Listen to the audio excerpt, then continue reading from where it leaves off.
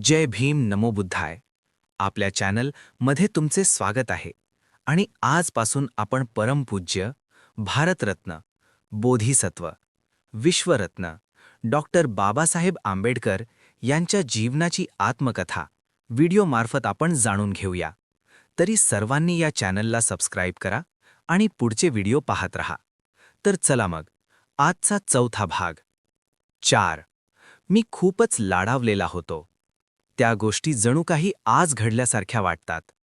स्वतःची पुस्तके असावीत, म्हणजे फक्त स्वतःच्या मालकीची, एवढीच त्यावेळी माझी महत्त्वाकांक्षा होती.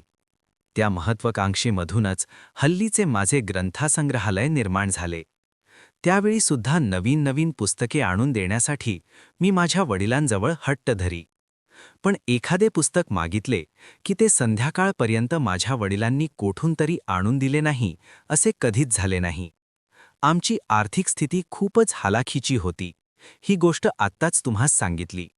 पण त्यावेळी मला त्या गोष्टीची फारशी जाणीव नव्हती. माझ्या वडिलांचे अंतःकरण थोर, यात शंकाच नाही.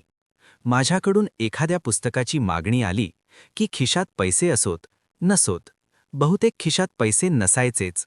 आपले नेहमीचे मुंडासे खाकोटीस मारून माझ्या वडिलांची स्वारी थेट बाहेर पडायची. त्यावेळी माझ्या दोघीही वडील बहिणी येथेच मुंबईत असायच्या. त्यांची त्यावेळी लग्ने झालेली होती.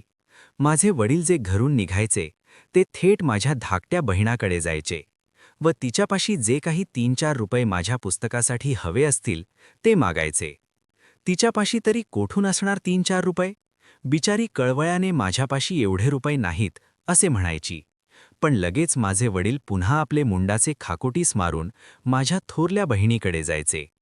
तिच्यापाशी सुट्टे रुपये नसले म्हणजे ते तिच्याकडून एखादा दागिना मागून घेत. अर्थात हे सारे दागिने माझ्या बहिणींना लग्नात दिलेले होते. तरी पण त्यांची नेकी पहा केवढी होती. तो दागिना घेऊन ते एका ठराविक मारवाड्याकडे जात. त्यांच्याकडे महिन्यासाठी तो दागिना गहाण ठेवीत.